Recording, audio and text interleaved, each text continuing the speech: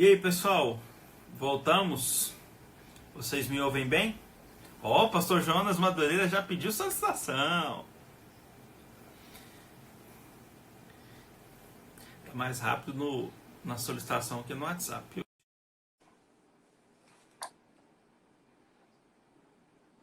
Pastor Jonas Madureira, que hoje... Olha que eu ouvi. Eu ouvi. Fala aí, Uriel. Como é que você tá? O microfone tava ligado, achei que tava desligado. Vazou. A gente já pegou. Então, edição, daqui a eu pouco vou vai tirar. chegar. Porque senão eu vou mandar um zap lá pro chefe, tá? Ixi. Aí eu mando lá no Instagram dele. Responde o Uriel lá, por favor. Exato. Muito bom. Chefe, como E aí? estão as coisas por aí? Rapaz, a gente tá aqui quarentenado, né? Cara, isso aqui é um negócio, uma loucura isso aqui, né? Todo mundo, todo dia falou isso. Tá uma loucura. É um negócio impressionante, cara. Eu acho que daqui a uns 30 dias eu saio rolando, eu preciso fazer algum esporte, eu preciso fazer alguma coisa. Não. Porque é a gente Eu tô ficar aqui em casa, conversando na cara. live falando, gente, todo dia tá aumentando isso aqui.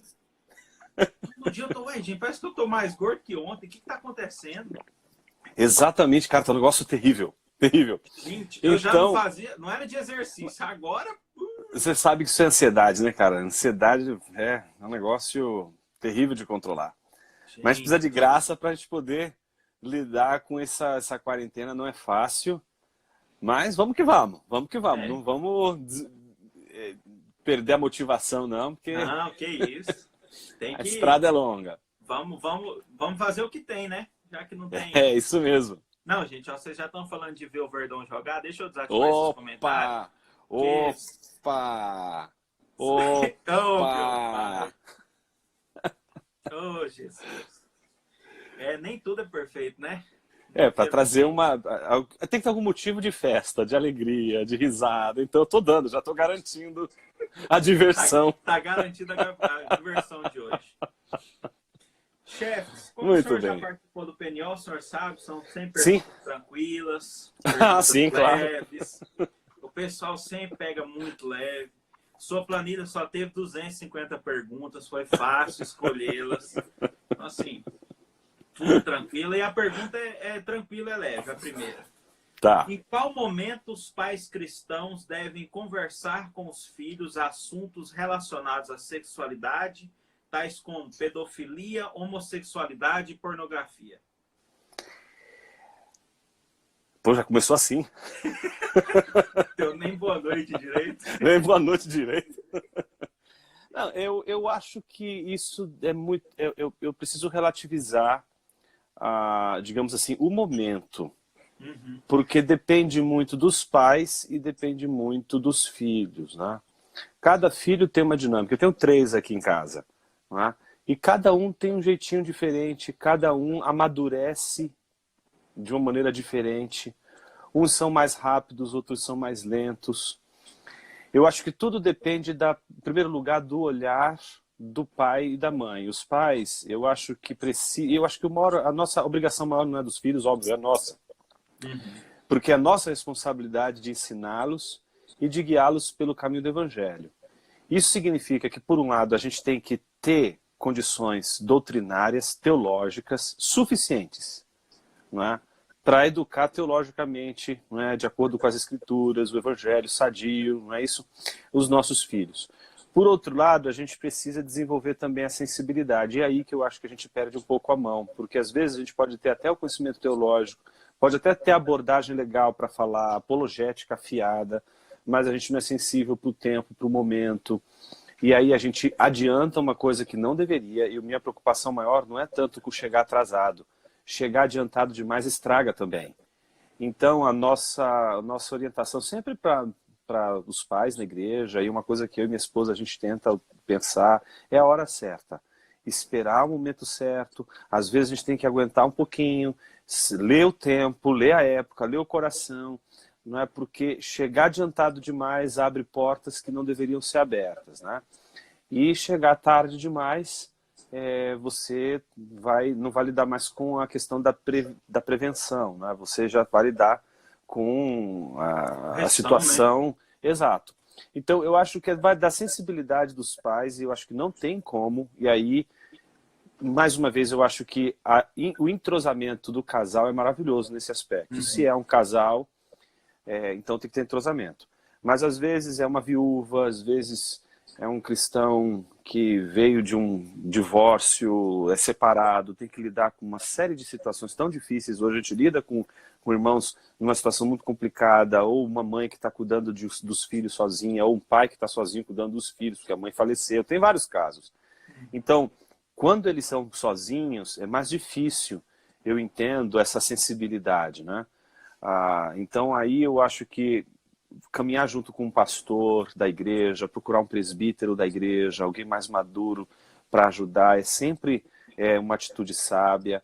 E se é casal, os dois têm que conversar, os dois têm que falar, os dois têm que ter um plano de educação para os filhos e de orientação, eles têm que estar na mesma página, têm que alinhar. E daí, eu acho que parte dessa sensibilidade depende da maneira como o casal se relaciona em termos de conversa, de estar junto, né? Com certeza.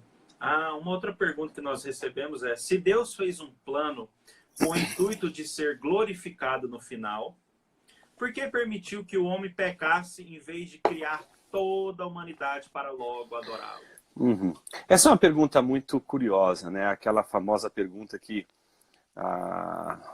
quando Agostinho lida com isso, acho que não me falha a memória nas Confissões, quando ele descreve o sujeito que pergunta para ele, né, por que Deus fez o inferno. Aí ele responde dizendo ao sujeito que, aliás, o que ele fazia enquanto ele estava na eternidade, né?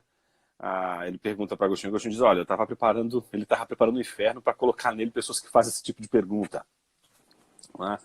Porque, em geral, quando ele faz esse tipo de brincadeira, ele tenta mostrar o alto grau especulativo que gira em torno desse aspecto pré-criacional, que a gente chama de eternidade, que a gente fala da relação do ser de Deus que precede a criação, né?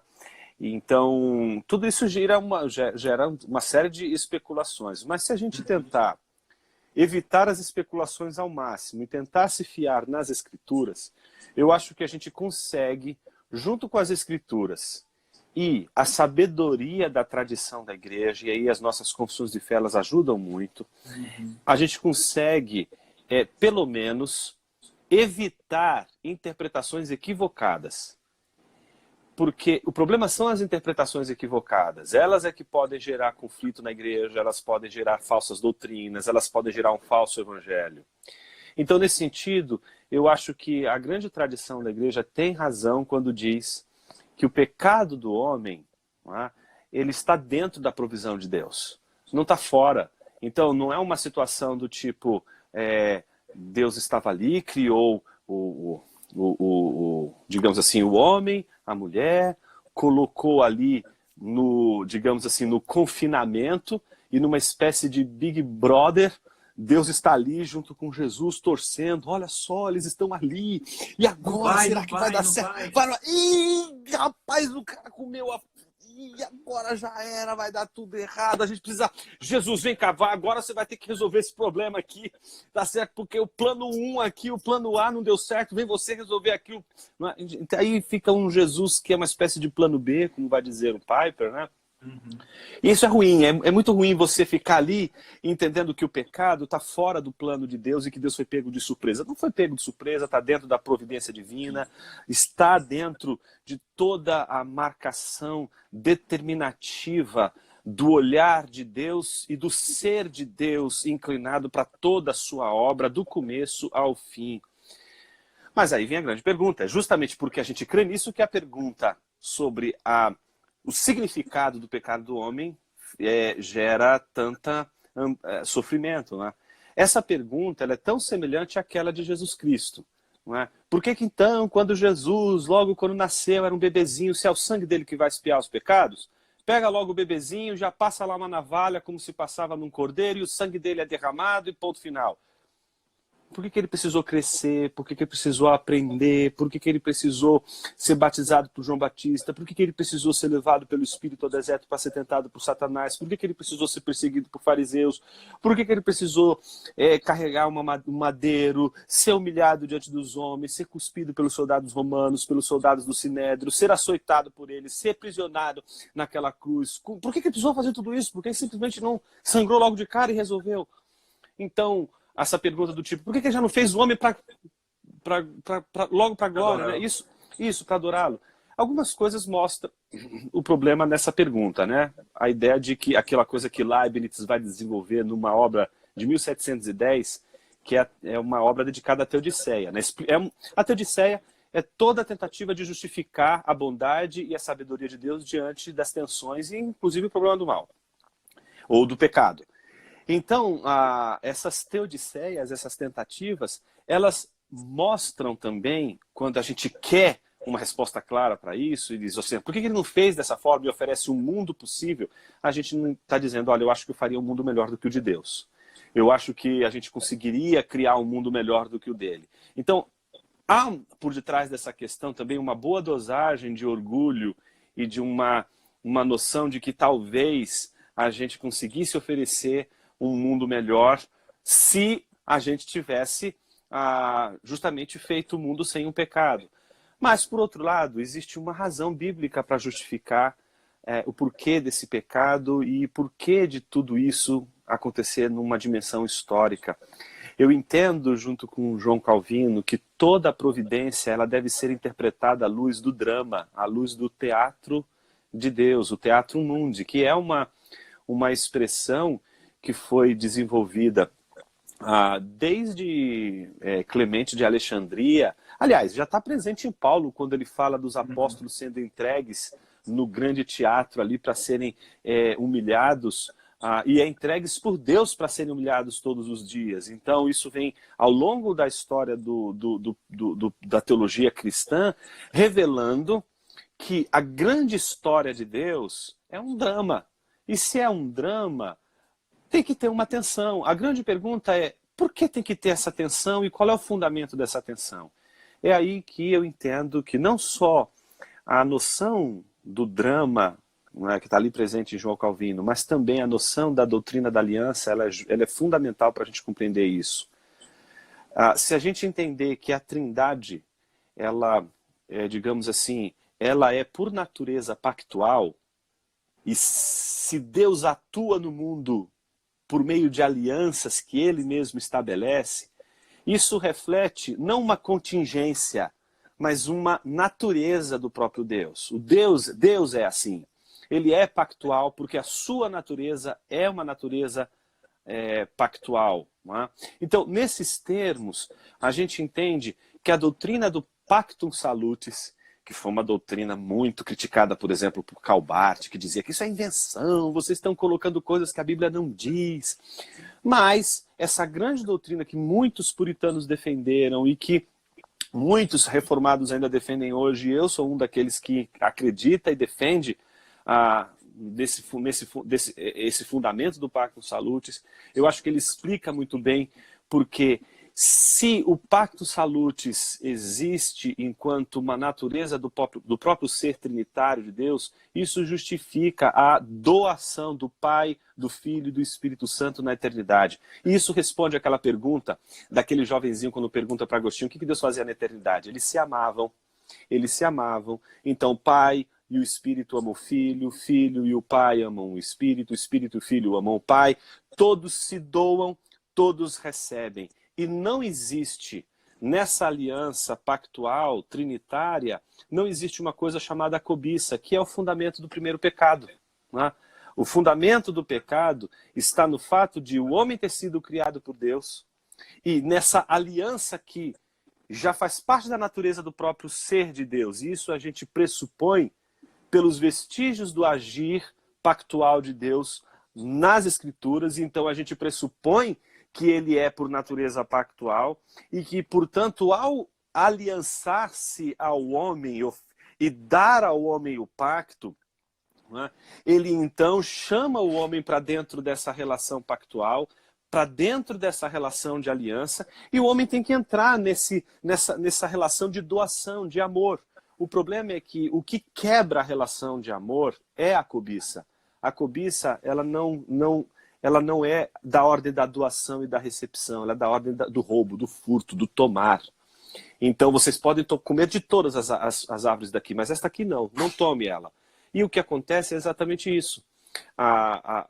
Os nossos pais, em vez de receberem apenas aquilo que Deus deu, eles quiseram tomar aquilo que Deus não deu. E aí a história da redenção é essa.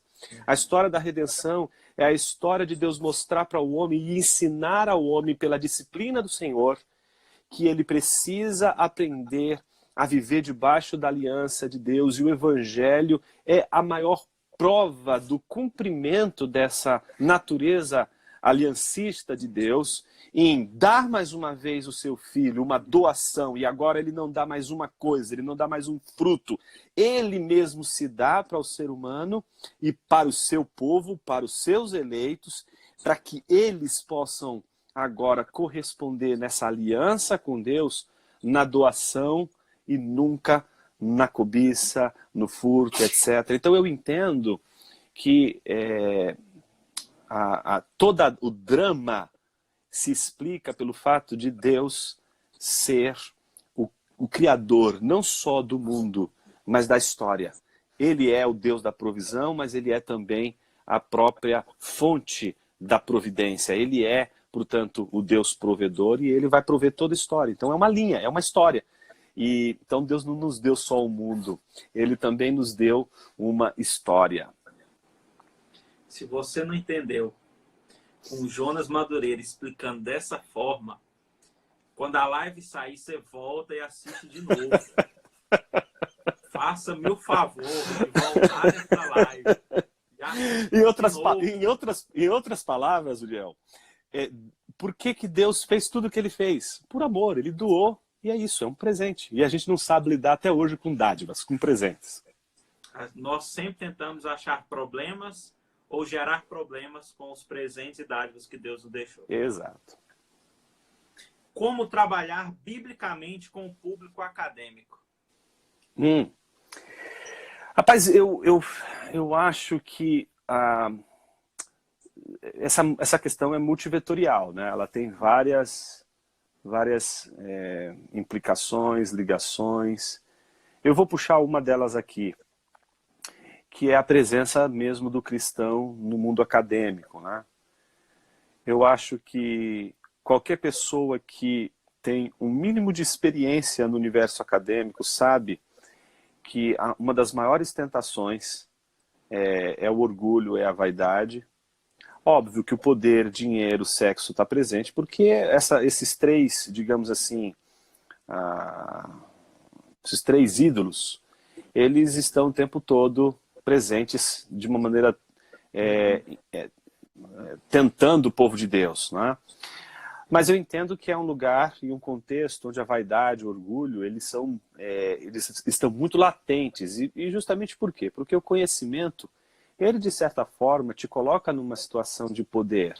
Uma pessoa que não sabe muita coisa, mas você sabe tudo o que essa pessoa gostaria de saber e não sabe, e ela precisa saber, mas agora ela não sabe, ela se torna servil a você, ela se torna dócil, ela se curva diante de você, ela te clama, me ajuda, me dá alguma coisa. Então, é muito comum aquele que se dá a inteligência, ao estudo, ser tentado a perceber que o conhecimento que ele tem coloca ele debaixo de uma possibilidade de se auto-enganar, na medida em que, por conta desse conhecimento, ele se vê como mais poderoso e por isso ele se vê como superior. E esse olhar de superioridade, esse olhar blasé, esse olhar de cima para baixo, soberbo, ele está presente desde, digamos assim, o tradicional, o calvinista, neocalvinista, o reformacional, o pentecostal, carismático, católico, ateu, tá certo? Todos aqueles que lidam com conhecimento, eles estão vulneráveis a isso. Eu vejo, às vezes, essa situação no nosso, e agora falando do nosso arraial mesmo, nosso contexto evangélico, em especial contexto reformado. É impressionante como sei lá, 2 livrinhos que a pessoa lê, ela já sobe para a cabeça, parece que já é Calvino, encarnação de Calvino ali. E então, é aquela coisa, e é interessante porque isso se agrava, Uriel, eu penso, com os modelos que a gente tem hoje. A ausência de modelos capazes de resistirem à soberba. Não são modelos, eu não acredito em modelos que se dizem humildes. Eu acredito nos modelos que assumem que o orgulho e a vaidade é a sua grande tentação e que estão lutando com isso e estão tendo êxito por causa da graça de Cristo Jesus e buscam a humilhação o tempo todo porque sabem que o dia que esquecerem o pé da cruz como lugar onde eles devem depositar toda a sua coroa, enquanto isso não for lembrado todos os dias como um alarme que vai sinalizar todos os momentos em que aquela voz que dizer, olha como você foi, olha essa resposta que você deu, olha isso que você falou, olha esse sermão que você entregou, olha essa aula que você deu, olha que sacada, olha que insight que você teve. Se todos esses momentos a gente não tiver um depósito que é ao pé da cruz de Cristo Jesus, para colocar ali tudo aquilo que a gente fez, para dizer, Senhor, nada do que eu faço é mais glorioso do que aquilo que o Senhor fez na cruz do Calvário. Se a gente não tiver esse lugar, esse banco, esse lugar do depósito, a gente vai se inflar, vai se ensoberbecer. E a única maneira que eu vejo de essa soberba não nos destruir não é com algo que a gente faça ou deixa de fazer. É com espinho na carne, é com uma obra de Deus mesmo, é Deus nos humilhando, é Deus mesmo nos disciplinando. A disciplina é do Senhor. E essa disciplina é boa, maravilhosa, dolorosa, vexatória, humilha, despedaça, quebra, amassa, sabe, envergonha, mas é ela que nos salva da nossa híbris, do nosso orgulho, da nossa vaidade. Então, eu me preocupo mais hoje com isso, me preocupo com o fato de que esse testemunho fiel dos cristãos na universidade, no mundo das ciências, ele não depende, sabe, de um discurso. Você pode ter o testemunho fiel com abordagens hermenêuticas as mais diversas das Escrituras. O testemunho fiel, ela não tem tanto a ver assim com a opção hermenêutica, ela tem a ver com a obediência ao Cordeiro, a obediência ao Cristo crucificado. E diante da obediência de Jesus, eu acho que todo cristão piedoso dobra os joelhos. Diante de qualquer serviço que glorifica a Deus e que faz com que Deus seja cada vez mais glorificado pela excelência do nosso trabalho, isso faz a gente se curvar e agradecer a Deus. É por essas obras que a gente tem que batalhar. É por isso que, igual você falou sobre esses que leem 1, 2 livros, veem 1, 2 vídeos já, eu fico impressionado quando eu tenho que bloquear as 200 pessoas na minha cota diária nas redes sociais, do Augustus, do PNO, do Weber, do Felipe, do Mauro e de outros, porque o pessoal lê um livro. Eu vou dizer que ele nem leu. Ele leu um resumo que alguém fez do livro, viu um vídeo de 3 minutos do Piper, do Paul Washer, do Augustus, e ele simplesmente começou a discordar do Augusto Nicodemos, e eu não estou dizendo que ele sempre está certo, mas você precisa de argumento. Mas está. Mas você precisa de argumento. Você não pode chegar lá simplesmente e falar assim, não concordo com você, você é um velho isso, você é não sei o quê. Gente, vocês estão ficando doidos? Eu me pergunto se a internet, o povo está ficando louco.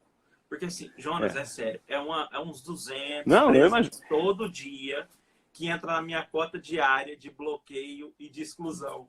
Não tem lógica. Não, eu também tenho, eu também lido com isso aqui, é impressionante. Hoje eu tô mais nessa, eu nem entro em discussão, eu tô assim como você também. Não vale a pena. Quando é assim, eu falo assim, é como aquela frase do Mark Twain, né? Nunca discuta com tolo, pode ser que não percebam a diferença. Então, para a gente não passar por tolo, simplesmente dá o silêncio. Eu acho que o desprezo para a tolice é sabedoria. Não é? Quando a gente dá atenção para a tolice, a gente se tornou tolo. Então, tem hora que a gente tem que aprender a fazer isso. É difícil. É o domínio da língua. Rapaz, o dedo chega a coçar. Mais uma vez eu conversando com o pastor Franklin Ferreira sobre isso e ele falou uma coisa que eu concordo. Às vezes o maior gosto da nossa resposta é o bloqueio. Exato. Porque aí assim, ele vai falar assim, eu devo estar errado, eu preciso pensar.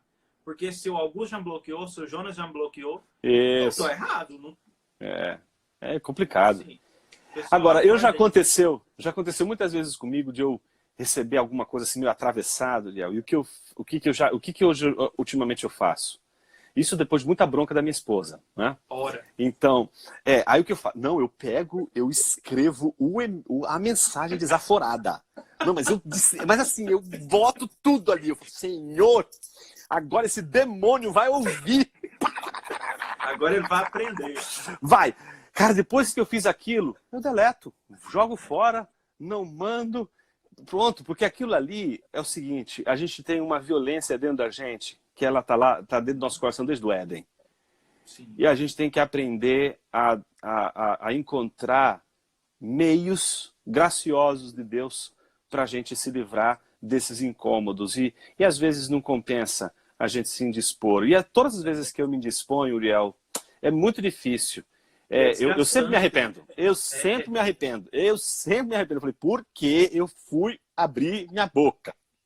Eu lembro. Mas, enfim, quando eu comecei o PNO, o chefe, o reverendo Augusto, sempre falou, ó, nunca fique dando ibope para comentário. Porque na maioria das vezes o pessoal nunca te acompanhou, nunca te ouviu, nunca te viu, mas por algum acaso ele entrou ali para comentar alguma coisa. Uhum. Então, bola para frente. Claro, e os haters estão aí, né? Ixi, estão aí para isso. Uma outra pergunta é, Pastor Jonas, qual a melhor forma de discipular meu pastor e presbíteros, além de muita oração, é claro? A pergunta é boa.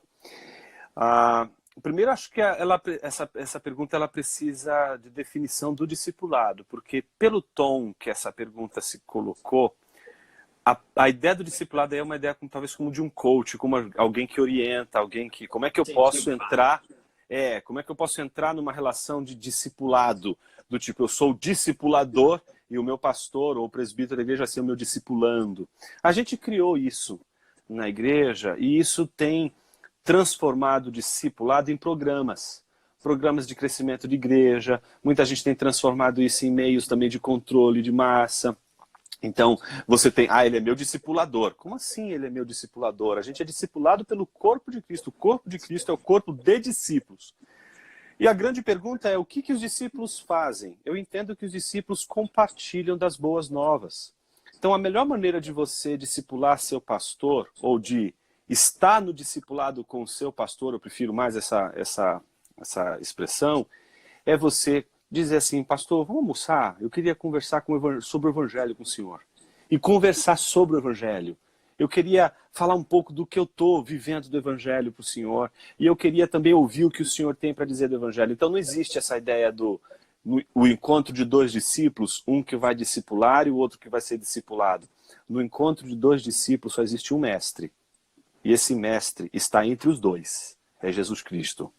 Então o discipulado é de discípulos. E não de mestre e discípulo. O mestre é o mediador. Ele está ali mediando as nossas conversas. E ele está mediando as nossas conversas pelas boas novas, pelo evangelho. Isso é encharcar a igreja de evangelho. É criar a cultura do discipulado na igreja, é criar conversas centradas no evangelho. Fazer o empresário conversar com o mais jovem da igreja. Fazer uma viúva conversar com uma moça jovem da igreja que está começando agora um relacionamento, para que elas conversem, não sobre as afinidades da vida mesmo, porque elas talvez não tenham nenhuma afinidade, mas exatamente porque aquilo que as une independe da afinidade, porque é o próprio evangelho. E criar essa cultura na igreja, quando é no meu caso, como por exemplo a plantação de uma igreja, ela é mais fácil, porque você planta a igreja já dando à igreja essa cultura do discipulado. Ela já é forjada numa cultura de discipulado. O norte dela já é esse. O norte dela, ela já nasce nessa essência, né? Mas eu entendo que existem igrejas que foram construídas numa cultura de discipulado, mas uma cultura consumista.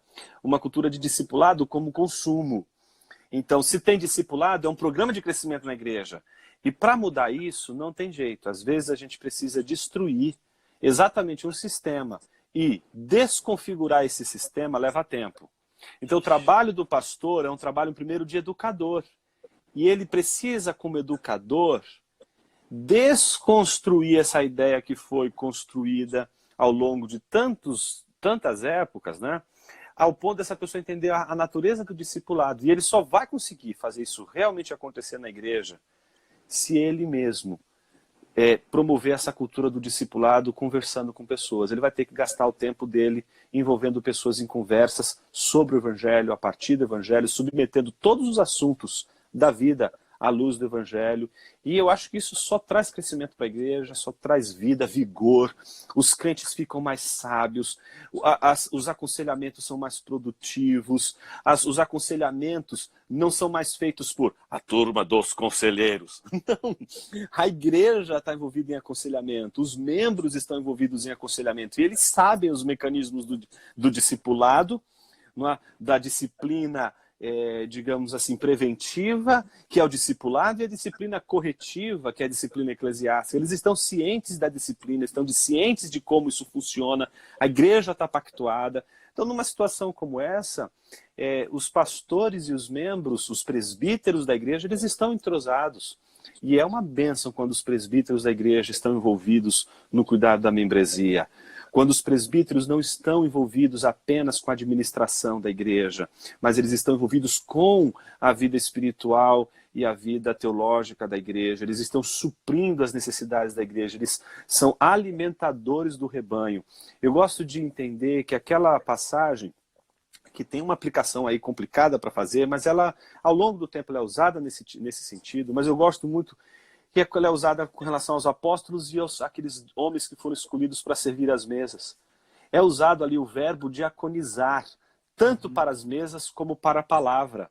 Ou seja, os presbíteros, se formos pensar como aqueles que, nessa relação de promoção da pregação e do evangelho apostólico, né, como herdeiros dessa pregação e mantenedores dessa pregação, eles então são aqueles que diaconizam a palavra, junto com os oficiais da diaconia, que diaconizam as mesas. Então, os presbíteros, eles diaconizam, eles servem um banquete para a igreja, eles alimentam o povo de Deus. Pregação, ensino da palavra é meio de graça. O povo de Deus é alimentado. Não é só, digamos assim, uma exposição teológica, não é uma palestra. Presbíteros alimentam o povo de Deus. Então, essa relação de disciplina, discipulado, ensino, pregação expositiva, conversas edificantes ao redor do Evangelho, tudo isso gera essa harmonia e essa interação entre os irmãos. E como o senhor bem disse, a igreja caminhando assim, tendo esse norte de ser discipuladora, de ser uma igreja que ela não tem os conselheiros, mas a igreja, ela aconselha.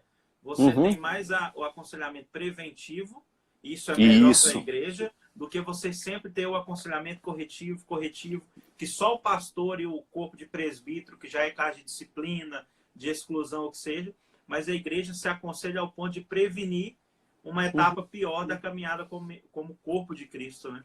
Com certeza, com certeza. Pergunta que eu acho que o senhor deve escutar, e eu já escutei para fazer filosofia, é a próxima. Como conciliar a filosofia e fé? E até que ponto isso é saudável? Mas como é que eu posso? Vou dar uma de Spurgeon agora. Por que eu vou precisar reconciliar a fé e a filosofia? Como é que eu posso reconciliar amigos? Amigos são amigos, eles já andam de mãos dadas. Eu não preciso reconciliar quem está unido, eu só preciso reconciliar quem está em relação de inimizade. A filosofia e a teologia não estão em relação de antítese, elas não é um falso dilema. Fé e razão é falso dilema. O que é contrário à fé não é a razão, o que é contrário à fé é o orgulho, é a vaidade, o princípio de autonomia, princípio de autossuficiência, autoengano. Isso sim é contrário à fé. Então as pessoas, elas justapõem a híbris, o orgulho, a vaidade, a razão, mas é aquele que usa a razão para a sua própria vaidade que usa mal a razão. A razão é uma dádiva, é um presente de Deus. Ela é como a fé, ela é um dom de Deus. É dádiva de Deus. Eu não posso dizer que a fé e a razão, elas são, digamos, inimigas mortais. Eu acho que enquanto a gente não perceber que a fé e a razão, elas caminham juntas e uma piedade inteligente e uma inteligência piedosa é tudo aquilo que faz sentido nessa vida, a gente vai continuar batendo cabeça nessa briguinha tosca de eu sou mais uma pessoa de oração, não, eu sou mais uma pessoa de razão. As duas são estúpidas, é isso que está acontecendo. Porque o Evangelho nos chama não a fragmentar. O diabolos é que separa, divide, tá certo? Mas a fé, ela nos une. A fé, ela une o ser humano à sabedoria. E se a filosofia, Uriel, como diz o termo, né? Filosofia, amor à sabedoria, todos os cristãos são filósofos. Porque qual cristão não ama a sabedoria, que é o próprio Deus? Então, o filósofo, por natureza, é aquele que mais deveria ser piedoso, porque é aquele que encontrou, de fato, a sabedoria. E a sabedoria é Deus. Agora, existem filósofos soberbos, mas existe tanto teólogo soberbo, existe tanto teólogo que, né, se acha a última, digamos assim, a última tese do momento é a dele. A vaidade, ela está nos dois aspectos aí, tanto entre teólogos quanto filósofos, porque, mais uma vez, o problema não está nem na fé nem na razão. O problema está no coração humano, que vai distorcer as boas coisas que Deus nos dá e vai fazer dessas boas coisas um mau uso. Se você que escutou isso, eu lembrei agora, tem um vídeo no canal do Perguntar Não Ofende sobre fé e razão, que o herege do Cerrado, Pedro Lucas Dutti, ele fala sobre isso. Herege do Cerrado! Então, se você quer essa eu não sabia. Sobre fé e razão... Pedro, o que é isso? Essa eu não sabia. Você foi meu padrinho de casamento, eu gosto muito de você. Mas eu vou mandar um zap para ele. Pode mandar, herege do Cerrado. Herege do Cerrado. Ele fala lá num vídeo sobre fé e razão. Então, se você tem interesse, vai lá no PNO e pesquisa Pedro Dutti. Não pesquisa herege do Cerrado, não, que você não vai achar. Aproveitando, um abraço para você aí, Pedro. Pedro, gente finíssima. Há um propósito de Deus com relação ao Covid-19 para a humanidade? Mas sem dúvida. Eu acho que a coisa mais difícil do mundo é a gente entender as obras estranhas de Deus. Lutero, ele tinha uma palavra alemã, ele usava uma palavra alemã para falar dessas coisas estranhas de Deus. A palavra em alemão é Anfechtung. Essa palavra ele usava para designar a obra estranha de Deus. Ele dividia a obra de Deus em duas categorias. Ele chamava de a obra própria de Deus, aquela que, digamos assim, aquela que corresponde à natureza de Deus. Então, quando Deus faz coisas extraordinárias, ele faz o bem, porque ele é próprio de Deus, ninguém fica assombrado, né? Ninguém diz assim, nossa, Deus fez o bem. Não, isso a gente faz comigo, com você. Caramba, o Uriel fez uma bondade. Olha só, ele foi piedoso ali com o corintiano. Caramba, ele fez uma caridade. Aí você fica... Não podia perder, Uriel. Mas aí você fica abismado, você fica assim... Aí sim você fica assustado, porque o fulano fez o bem. Mas ninguém fica assustado quando Deus faz o bem. É da natureza de Deus fazer o bem. Então é a opus proprium. É a obra própria de Deus. Mas Lutero falava da opus alienum, que é a obra estranha de Deus. A obra estranha de Deus é aquilo que ele faz e que não é próprio dele e que, quando é feita, você faz... como Deus poderia fazer isso? Exemplos. Abraão está ali, Deus faz a promessa para ele, você vai ser pai de uma numerosa nação, mas Deus é contra o sacrifício de seres humanos e não mente.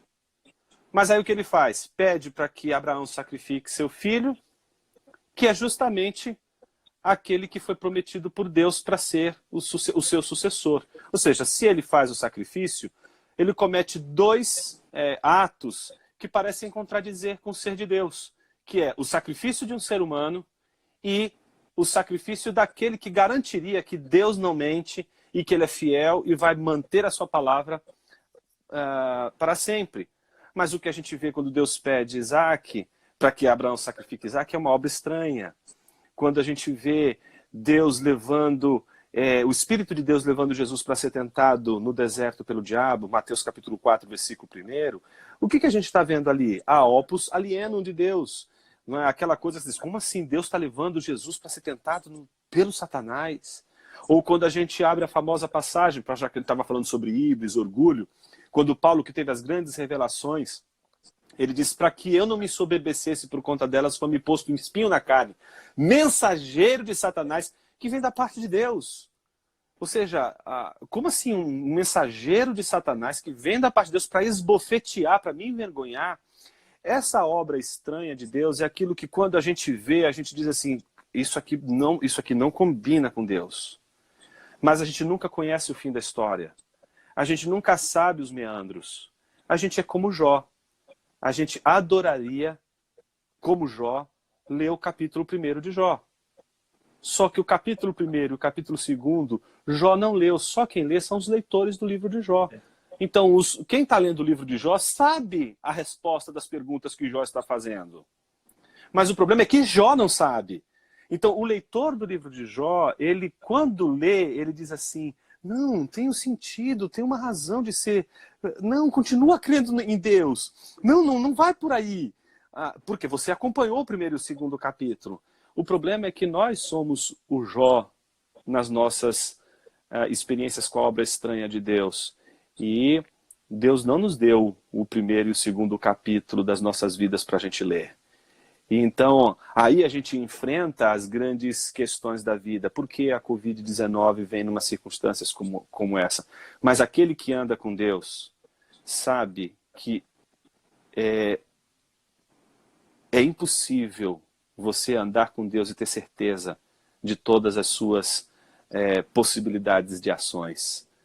Quem anda com Deus sabe que toda sorte de equívoco a gente pode ter em relação a Deus. A gente pode achar que Ele está nos punindo e descobrir no final da história que Ele está nos salvando.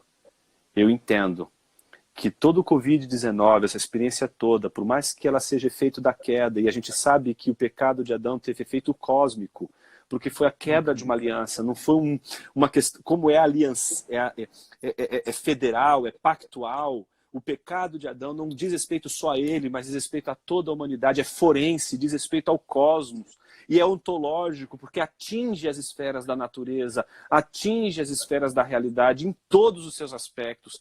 E essa desordem toda já está dada nesse grande teatro de Deus, o teatro da glória de Deus, e que faz que não só o Covid tenha o seu lugar e um sentido no mundo, mas até mesmo Satanás, o adversário de nossas almas, que luta contra a nossa fé em Deus, até ele tem um sentido nesse grande teatro de Deus. Esse teatro que eu tenho certeza, ele preparou um final feliz, redentivo, aquilo que o Tolkien chama, né, de eucatástrofe, né? A boa catástrofe, porque é aquela coisa trágica que acontece, mas que salva, que é como a cruz.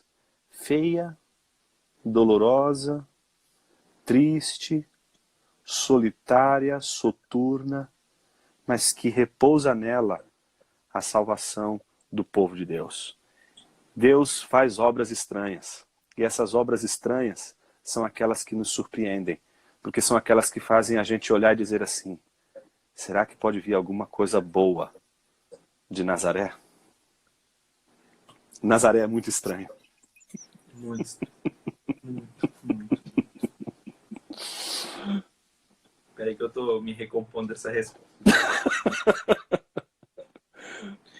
Uma outra pergunta é, se nós somos chamados a ser compassivos, ele parte desse pressuposto, Tá? e ajudar o próximo, é errado ter alguma desconfiança no momento de ajudar? Desconfiança é uma palavra forte, mas prudência eu acho que não seria algo ruim. A prudência é uma virtude. Não é? Então, o cristão... Aliás, isso é uma coisa que nós reformados deveríamos estudar mais, que são as virtudes. A gente estuda muito pouco as virtudes. A gente estuda bastante as virtudes teologais, fé, esperança e amor, porque elas são constituintes da conversão. Mas existe uma grande tradição cristã que trabalha as virtudes cardeais, como sabedoria, prudência, temperança e coragem. E a prudência é essa capacidade de a gente não agir sem refletir, é a capacidade de a gente ponderar a situação. E eu acho que um cristão, ele tem que aprender a ponderar, tá certo? O cristão não é o bobinho que é ingênuo e que qualquer um é o trouxa que todo mundo faz de bobinho, tá certo? A prudência não tem a ver com ser idiota, ser estúpido, né? Ou ingênuo no sentido mais negativo que essa palavra tem, né? Uhum. Mas aqui a prudência tem a ver com a nossa capacidade de discernimento. Tá? Mas, por outro lado, eu acho que o cristão, mesmo sabendo o que é prudente, se é um cristão, ele sabe que ele foi chamado para entrar o tempo todo em batalhas vencidas.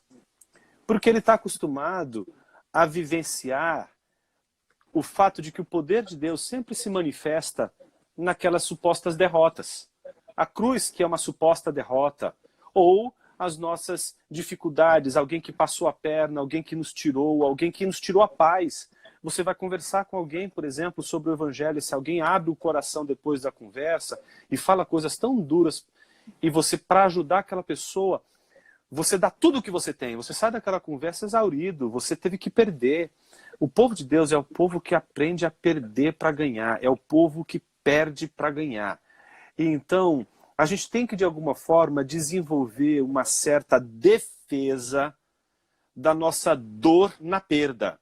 Porque fomos chamados a perder o tempo todo, a perder a nossa vida, a perder a nossa dignidade, a perder a nossa reputação, porque somos peregrinos, estamos em terra estranha, essa terra não é nossa. Sempre os lobos vão olhar para as ovelhas enviesadamente, vão olhar com olhos de um lobo para uma ovelha. E um lobo, quando olha para uma ovelha, não quer fazer pacto com a ovelha e dizer assim, vamos montar uma empresa? Não!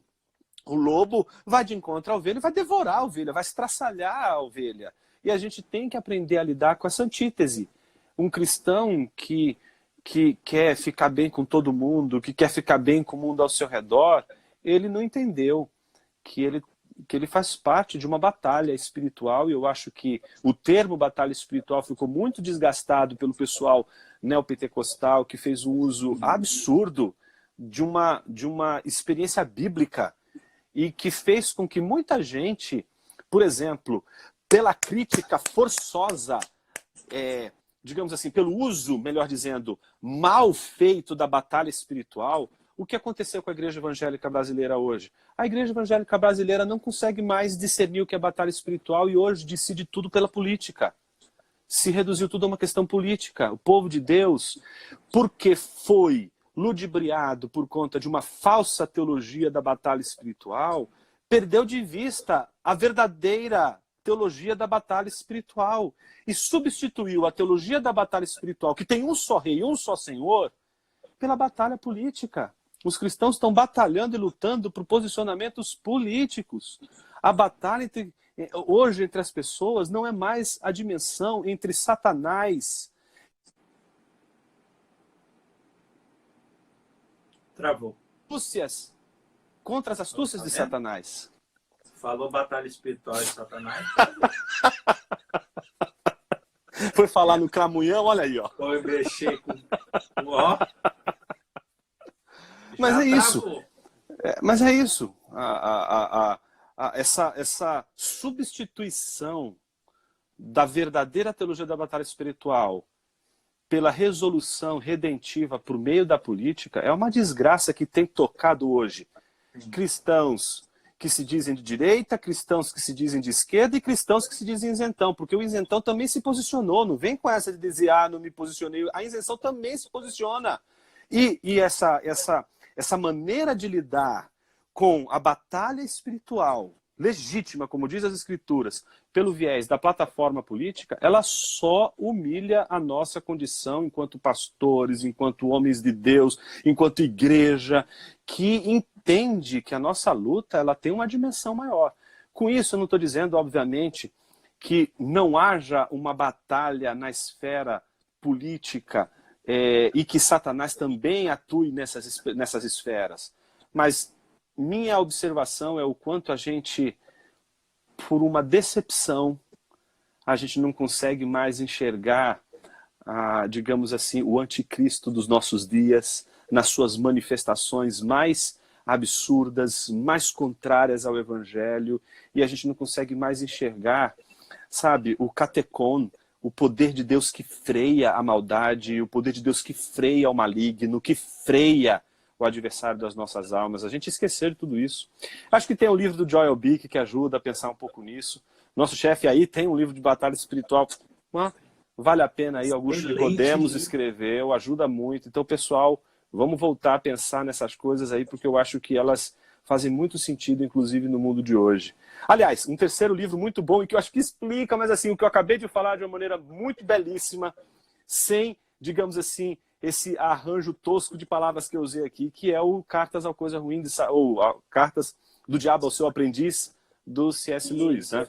Ali você vai ver muita coisa interessante, né? Como Satanás se ocupa de desviar os fiéis do foco, do verdadeiro foco, do foco que a gente tem que ter, né? E algo que o senhor falou, eu tentei me recordar quem disse, eu ouvi um sermão recentemente, é que de tanto se falar de maneira errada, principalmente os reformados, pararam de falar de coisas importantes, como batalha espiritual, exato. como a importância de Maria, como o avivamento, como tantos outros assuntos que, pelo fato de muita gente estragar, vamos assim dizer, nós preferimos deixar de lado e toca o barco, ninguém fala da importância, da necessidade. Exatamente. A gente segue vivendo o fluxo. Exatamente.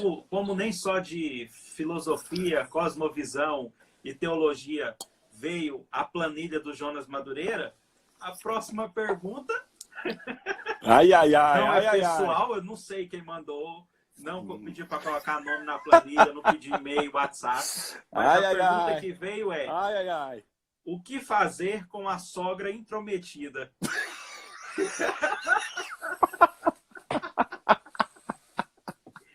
Sogrinha, desliga aí. Agora você não pode ouvir, não. Sabe aquele veneno de rato? Já ouviu falar em chumbinho? Chumbinho. Espero que minha sogra me acompanhou todo dia. Sogra, eu amo a senhora. Não foi eu que coloquei essa pergunta. Alguém que mandou, tá bom? Rapaz, eu acho que o problema não é a sogra, mas é a sogra intrometida. Ela é um problema muito sério. Mas, pensando aí no caso do cônjuge, né, seja ele o marido ou a esposa, pensando seriamente na questão, eu acho que a gente precisa... É a mesma questão que abriu a nossa live de hoje, né? Sabedoria e sensibilidade. Não dá pra gente romper com uma sogra nem com um sogro, não dá pra gente romper com pessoas da família. A gente vai conviver, fazem parte da nossa família porque né, estamos ligados, né? Agora, a gente tem que aprender a colocar limites. Os limites, eles são bons. O limite não é ruim. São necessários. É o que aconteceu no Éden. Não é? O que é aquela árvore ali? É o pressuposto do limite. Para toda relação pactual, tem que haver um limite. Se as pessoas não souberem que há limites, se você tiver algo sem limite, sem pacto para dizer, olha, isso aqui não ultrapasse sem permissão, se isso não for lhe dado, isso degringola. Então os limites eles estão para equilibrar as relações. E por quê? Quando a gente quebra esses limites, destroça tudo. Então eu acho que a sogra intrometida, ela pode muito bem ter encontrado meios de, obviamente, ou a sogra ou o sogro, né? Não sendo preconceituoso. Porque... Mas pode ser os dois. Porque do jeito que a coisa anda hoje, meu amigo. Mas, enfim, Imagine só a situação, você tem que pôr limites. E o limite é saudável, com uma boa conversa, porque você tem que proteger a preciosidade que Deus te deu. Então, a briga com a sogra, para pensar aqui, né, nas relações miméticas, né, ela pode ser como a briga das duas mulheres com aquele bebê diante de Salomão, né? Então, Salomão simplesmente, vamos resolver essa história, parte essa criança ao meio. E aí você vê que a mãe verdadeira é aquela que sabe o que realmente importa, que é o bebê. Então, numa disputa com a sua sogra, não permita que partam a sua mulher ao meio. Tá certo? A sua mulher é importante. Tá certo? Então, nessa hora, você tem que prestar atenção nessa preciosidade, nesse tesouro que Deus te deu. Porque você é responsável por esse jardim. Esse jardim depende da sua mordomia. E você é chamado para ser esse mordomo. Então, cuide do seu jardim. Mas vai aparecer. Vai aparecer a praga do Egito. Erva daninha. A erva daninha. E você tem que ir lá com todo cuidado e amor podar. Sabe, podar. A poda é maravilhosa, porque a poda, né, ela vai melhorar melhor, vai deixar o seu jardim mais bonito, tá certo? E eu acho que essa é a sabedoria da vida. Você não elimina, Óbvio. mas dá direção. Dá direção, exato. Eu acho que essa é a sabedoria das relações. E quem não sabe, não tem jogo de cintura, vai ferir muito o seu cônjuge. E aí vai perder a batalha porque perdeu de vista o tesouro. Infelizmente, nosso tempo está acabando. Nós só temos uns 2 minutos no máximo. Mas eu queria adiantar uma pergunta aqui, encerrar com ela, que é: qual a Bíblia com a tradução mais fácil de entender? Olha, eu cresci eu cresci com a Ara, sabe? Então, minha cabeça toda funciona assim. Só que a geração mudou, né? Sim. Então, meus filhos, por exemplo, os jovens aí, eles não vão, eles têm muita dificuldade de ler a Ara que eu li. Então, eu já comecei lendo a NVI. Hoje, se você me perguntar, a minha versão é minha. Ela é uma mistura de todas as versões. Eu não sei mais o que eu já não sei mais o que eu tô. Mas atualmente eu estou usando a Almeida 21, tá certo? Mas eu acho que a Almeida 21, a nova atualizada, tá muito boa. A NVT, eu dei uma olhada nela, tá muito boa. São Bíblias muito boas. Eu ainda prefiro a Ara, tá certo? Porque eu aprendi a falar a Bíblia com aquela Bíblia. Mas eu entendo que para algumas pessoas era bem mais difícil do que essas Bíblias. Eu tenho tido um proveito muito bacana com a Almeida 21 na nossa igreja, tem sido uma Bíblia muito boa, porque ela, ao mesmo tempo, ela está bem próxima da Ara, mais do que a NVI nesse caso. E aí é por uma questão pessoal, não porque a NVI não seja exegeticamente conservadora, porque a nossa NVI é diferente da NIV. A nossa NVI ela foi feita por gente muito conservadora e tem ali uma leitura mais criteriosa. Mas todas elas são boas, mas eu estou usando ultimamente a Almeida 21. Não, agora a venda da Almeida 21 vai aumentar. Chefe, muito obrigado pela disposição em conversar com a gente. Imagina, Ariel, eu que agradeço. Ouvi-lo, ainda mais nesse período de quarentena, só aqui no escritório, é sempre bom conversar com alguém diferente. Muito bom. Ariel, é sempre um prazer aqui. Vida longa ao PNO. Se Deus quiser.